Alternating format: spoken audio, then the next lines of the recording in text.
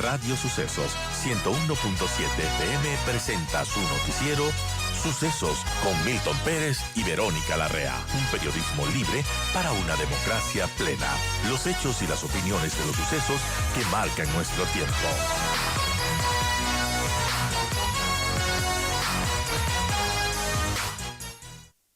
Henry Danes, buenos días, ¿me escucha bien?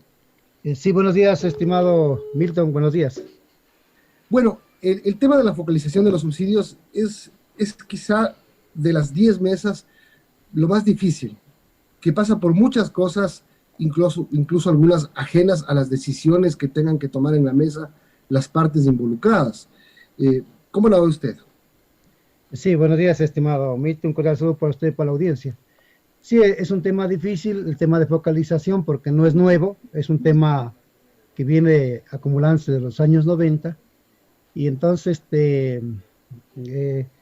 acabo de escuchar al señor ministro de Gobierno en otra entrevista, en otro medio de comunicación, y reconoce que es un tema difícil porque no es fácil, ¿no? Depende de muchos factores, y ya veremos ahora en las mesas que se instalen entre el gobierno y el bloque social, y ahí, sin duda alguna, se irán a definir temáticas, y entiendo que eso es un proceso de ponerse de acuerdo cómo se lo va a manejar. Recién hoy se retoma el asunto, y claro, nosotros hemos decidido, estimado Milton, como es un tema delicadísimo, y no es fácil, entonces hemos decidido mantener reserva hasta no definir con claridad la metodología y los temas que se van a tratar, porque requiere también de la contribución de personas especializadas en estas materias para poder ir definiendo. Entonces hemos dicho que mientras no tengamos esas ideas claras, no podemos dar opiniones ya en adelante, porque el objetivo es dar una opinión al país a través de los medios de comunicación y de los señores periodistas, en función de ideas y de conceptos concretos, ¿no? Entonces, y hemos dicho también que sean los voceros en este caso de la CONAI, de la FEINE y de la FENACIN, es decir, el señor Leonidas Sisa, el señor Gary Espinosa y el presidente de la FEINE. Más o menos así están las cosas, mi querido Milton. No les podía adelantar nada hasta no saber cómo realmente se conforman la mesa hoy en día, porque hay que tratar temas por separado, y entonces ya veremos más adelante cómo van avanzando las cosas. Ok, ya que estamos conversando, tampoco le voy a pedir que me adelante nada si es que no puede, pero sí analicemos un poco, porque usted empieza diciendo algo que yo también creo que es parte de lo complejo, que es un tema no de ahora, no es un tema nuevo. Entonces yo siempre me pregunto, ¿qué se ha hecho en el país a través de todos estos años, en el transcurso de todos estos años, para adelantar en algo el tema de una posibilidad de focalizar los subsidios? Yo vengo escuchando desde que me acuerdo que hay que focalizar, que hay que buscar la forma de eliminar el subsidio, y siempre estamos en cero. Usted, Milton, me conoce a mí desde los años 90. Usted me conoce como dirigente petrolero, y usted me ha entrevistado varias veces. He tenido el honor de ser entrevistado por usted. Mire, aquí hay un problema fundamental, clave, donde no debemos separarnos, y en cualquier lado que estemos o de cualquier esquina en la que nos ubiquemos, vamos a ser certeros en ubicar el problema de fondo. Mire, el problema de fondo de este país, querido Milton, es de que no se lo llevó al petróleo a una economía de escala. El Ecuador y los gobiernos no comprendieron que al tener el petróleo era una ventaja competitiva para el Ecuador, era una ventaja comparativa para el Ecuador, más aún teniendo un mercado como Sudamérica y el Caribe, que en donde podíamos en los años 70 haber desarrollado la petroquímica y poder vender estos productos con valor agregado enorme, que bien pudieron duplicar o triplicar los ingresos por la venta de un barril de crudo. Mire usted que en el 12 de junio de este año, el barril de petróleo, el WTI, que es el precio referencial para el crudo ecuatoriano, se vendió en $118.50. Ese mismo día, el barril de gasolina super se cotizó en $204.50. Es decir, $85 más de lo que se cotizó el barril de petróleo del WTI. $85 más. Es decir, más del 70%. Si nosotros, en vez de vender petróleo, en ese día hubiésemos vendido la gasolina super, hubiésemos tenido $85 más.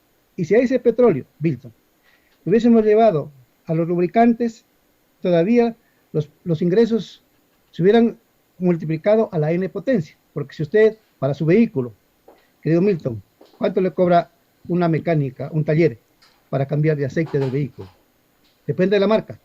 $35, $40, $50 o más, o $60. Un galón de lubricantes. Ese galón de lubricantes frente a un galón de gasolina, por ejemplo, de $2 o de $2.50 o de $3 o de $5, es N veces mayor el vender lubricantes que vender combustibles. Entonces, mire, el problema de fondo mil está allí. Como no lo hicimos, estimado amigo, como no lo hicimos, hemos llegado al extremo entonces de importar combustibles. ¿Y a cómo los importamos? Al doble o al triple de lo que se hacen en el Ecuador. Solamente para que usted tenga un dato. En el año 2012, el Ecuador procesó 1 kilo de gas en 42 centavos. Usted multiplique los 42 centavos por 15 kilos del cilindro, le da sobre los $6. $6, ¿ya? Más los costos de comercialización, ¿ya? Un kilo de gas importado en el año del 2012 fue de $1.12. Usted multiplique $1.12 por 15 kilos, le da $16, más los costos internos del país. El cilindro de gas de 15 kilos en el año 2012 se cotizó en cerca de $20. ¿Y a cómo lo vendimos? ¿A cómo lo vendió el Estado? A $1.60. A $1.60. ¿Se puede imaginar? Eso es claro. una cosa. Eso no tiene perdón. El resumen de todo lo que usted dice es que somos un país de pendejos, entonces, porque todo lo hicimos al revés. Exportamos la materia prima para importar la materia terminada, pagando más. Terrible, terrible. Yo le digo, Bilton, Dios y la naturaleza no nos ha castigado porque son generosos, ¿no? Porque Dios y la naturaleza así. Te dimos petróleo, Ecuador. Te di petróleo. La pregunta es, ¿cómo nos despendejizamos? Una buena pregunta. Este último tramo que falta, creo, sí, no, y está bien. Es que sí se debe hablar. Cuando uno es tonto, tiene que reconocerse de que uno es tonto. Así de sencillo. O sea, no. Aquí no hay que dar vueltas a las cosas. Es que lo que pasa es que después de todo lo que usted dice, claro, obviamente, si eso se hubiese aplicado en el país de las maravillas, si es que tuviéramos unas mejores refinerías, si es que no parcharíamos la refinería de Esmeraldas, etcétera, etcétera, etcétera, siendo un país petrolero, porque yo me imagino que Venezuela no está peleándose o no estuvo peleándose en sus años más dorados sobre cómo subsidiamos los combustibles que costaban menos que una botella de agua. No creo que había esa pelea. Creo que estaría justificado y el país podría subsidiar tranquilamente sin tener que llorar porque nos cuestan $3.000 millones los subsidios que podrían ir a programas sociales, a atención de desnutrición infantil, a no tener los problemas que tenemos teniendo petróleo. Así es. En Venezuela es otro cantar y ahí tienen problemas también porque los gobiernos, hasta el de hoy, siempre manejaron el petróleo y sus derivados en función de los cálculos políticos, ¿no? Siempre se movió así. Y entonces, y el Ecuador no ha sido la excepción. Y entonces, claro, mire usted que en el año 2012 el Ecuador importó $6.000 millones en derivados hidrocarburos. Usted póngale el 25% de utilidad de esa venta, de esa compra a los importadores. Póngale el 25% de utilidad. Quiere decir que en el año 2012, se llevaron una utilidad de $1.500 millones. Ya. Usted sabe la historia de la venta del crudo nuestro. En julio del año 2008, el crudo Napo tuvo un castigo por parte de los compradores del petróleo Napo en $26. Ese fue el castigo, de $26, ¿no? Entonces digo usted, a pesar de esta realidad, siempre seguimos insistiendo lo mismo, vendiendo el petróleo con altos descuentos, porque es más, es eso, lo vendemos al petróleo en condición de materia prima y con altos descuentos. Y importamos los derivados a precio internacional para subsidiarlos en el Ecuador.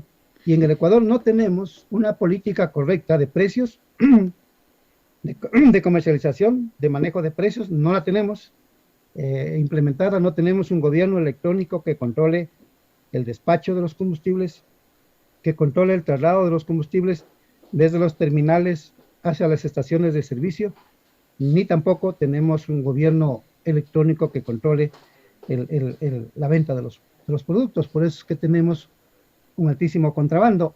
Alberto Acosta decía en la revista Tendencia en febrero-marzo del 2011 de que el contrabando anual, anual era de 800 millones de dólares. Claro, si los precios son casi el doble en Colombia y más del doble en Perú, se da eso.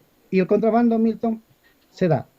Hay autotanques en la sierra que retiran el producto de los terminales para llevarlo a frontera.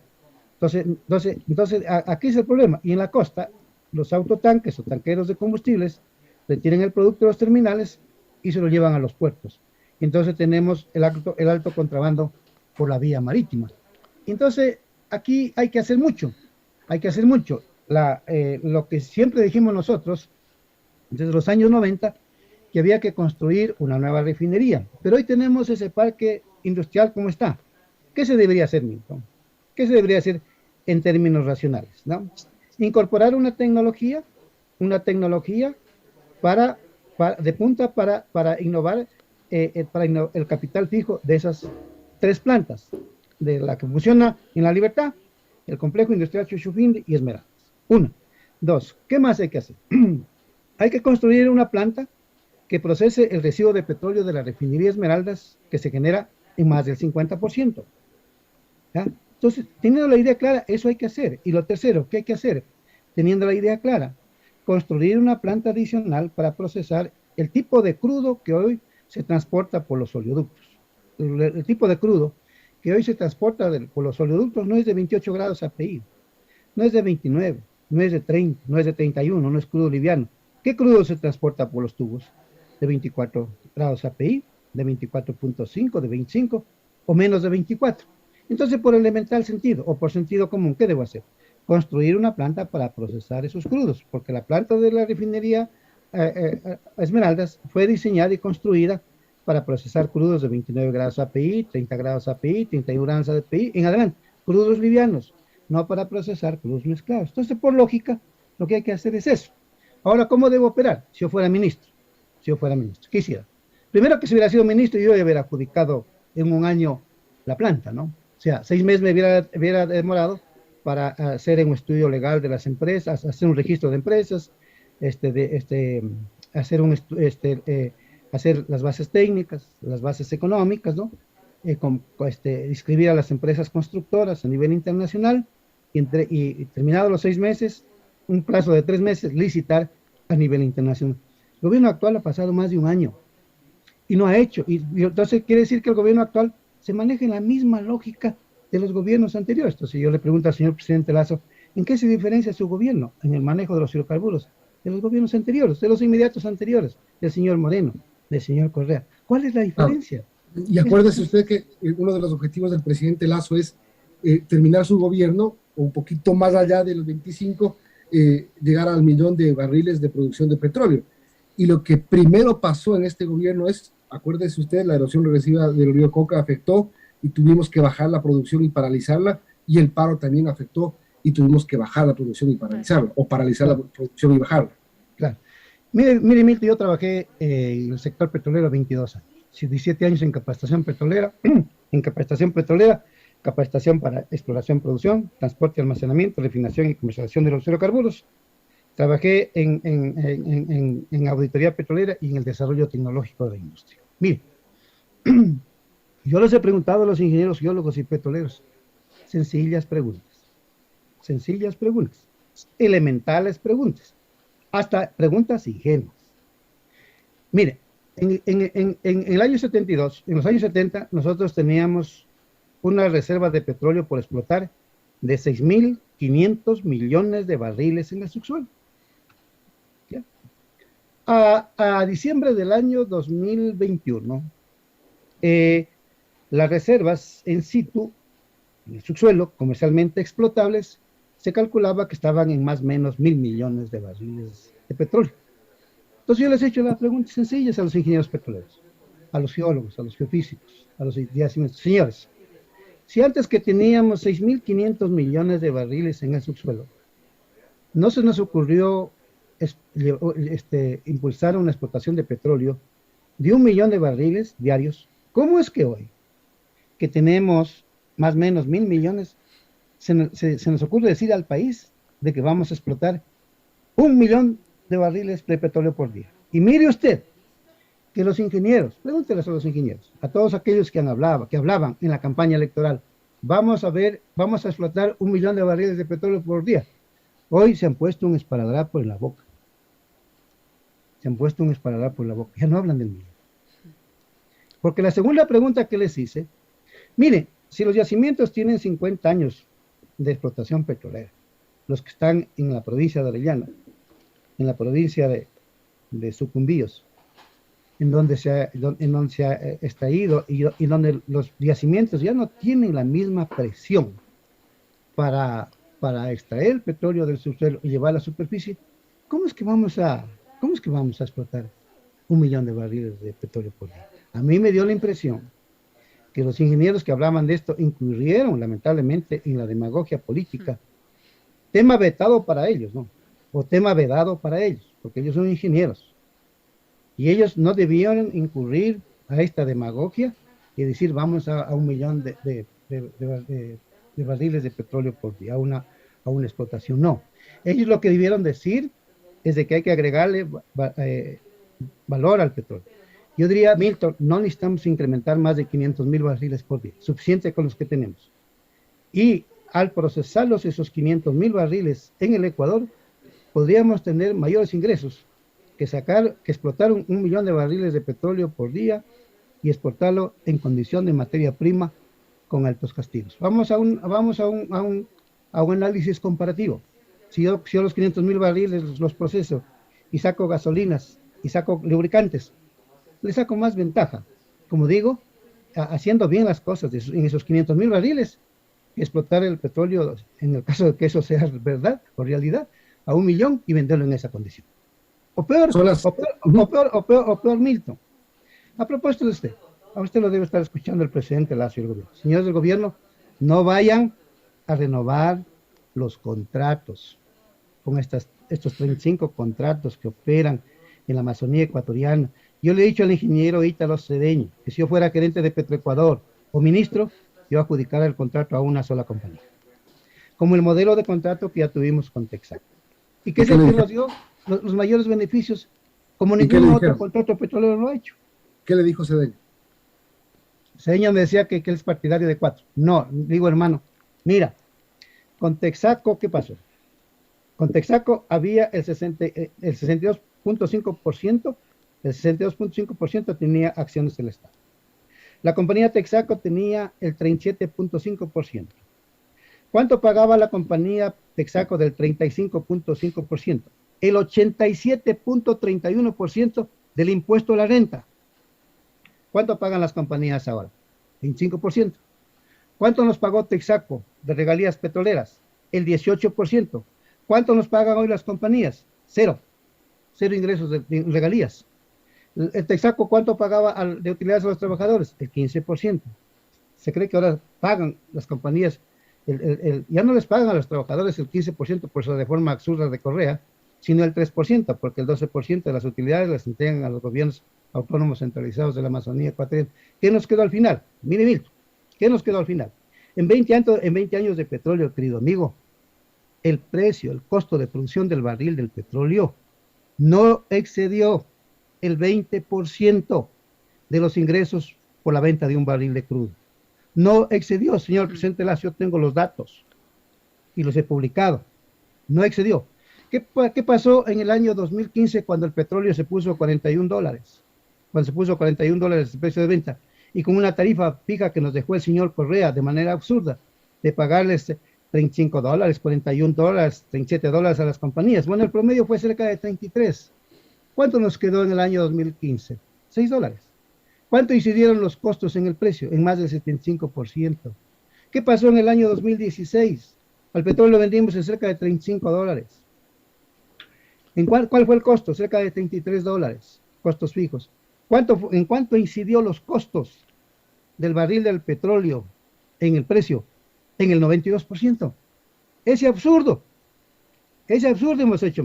O sea, más de venderlo al petróleo con castigo, tenemos altísimos costos. Y con esos altísimos costos, que es el segundo módulo de perjuicio contra el país, usted súmele las importaciones. Si usted pone más o menos entre la venta del crudo y más lo que pagamos por costos y más lo que pagamos por importaciones, ¿sabe cuánto le queda al país? En términos contables, 0. Uy, son las 8:14. Estamos conversando con Henry Llanes, Vero. Henry, bueno, viendo las cosas macro y tomando en cuenta que lo que usted menciona, ¿no? Que se ha hecho las cosas mal, hoy el mundo ya no está hablando de petróleo, está hablando de energías nuevas, de energías limpias, de llegar a los autos eléctricos y ya no utilizar la gasolina. Tomando en cuenta eso, Henry, ¿qué debería hacer el país? ¿Qué debería comenzar a hacer para no hacer las cosas mal como lo hizo en su momento? Y no sé, mirar estas nuevas energías. Sí, hay que ir a eso. Pero los hidrocarburos, a partir de la segunda mitad del siglo XIX, han sido un monopolio mundial. Es un monopolio energético. Ya en el mundo, desde la segunda mitad del siglo XIX. Y hasta ahora siguen siendo los hidrocarburos un monopolio energético. Según las consultas que yo he hecho a técnicos sobre la incidencia de la energía fotovoltaica y de la energía eólica o de la energía de hidrógeno, a la que hay que ir, querida amiga, a la que hay que ir, se dice que tiene actualmente una incidencia del 3%. O sea, nada. Y entonces, claro, estimada Carolina, los hidrocarburos para el Ecuador de los años 70... Verónica. Verónica, sí, me estaba confundiendo con otra amiga periodista que también se llama Carolina. Sí, Verónica. Carolina, ¿qué para saber? A ver, aquí me vio parecido. Digámosle el apellido con una interrogante, ¿no? Yeah. Sí. Entonces, Verónica, sucede que en el Ecuador, desde los años 70, existe una enorme dependencia de la economía nuestra de los hidrocarburos en dos cosas: en generación de energía y en generación de divisas. Entonces, claro, si nosotros, y ahora en un tema de dolarización, nosotros dependemos del dólar. Nosotros tenemos que vender al mercado externo para tener el dólar, ¿ya? Entonces acá, queridos amigos, para poder sustituir los hidrocarburos, que hay que sustituirlos, en una economía dolarizada tenemos que decir, ¿qué le vendemos al exterior para que nos vengan los dólares que nos venían con el petróleo? ¿Ah? ¿Cuál sería el rubro de producción que lo sustituya al petróleo? Y eso hay que hacerlo con urgente. ¿En dónde se va a fortalecer la economía en nuestras exportaciones para que sustituya los ingresos que han venido en estos últimos 50 años de la exportación del crudo? Esa es la gran pregunta. Y la otra es, por supuesto, hay que migrar hacia la energía fotovoltaica, hacia la energía eléctrica, eólica y hacia la energía de hidrógeno, porque el mundo ya nos está poniendo en alerta. 45 grados de temperatura en España, derritiéndose los aeropuertos en Inglaterra, los asfaltos, ¿sí? Mire usted, el calentamiento global es serio, es bien serio. Y si nosotros no queremos colapsar como humanidad, la humanidad tiene que empeñarse en decir, tenemos que sustituir lo antes posible los hidrocarburos. Y como esa realidad se va a dar, el Ecuador, en una economía enormemente dependiente, es cuando más tiene que pensar en serio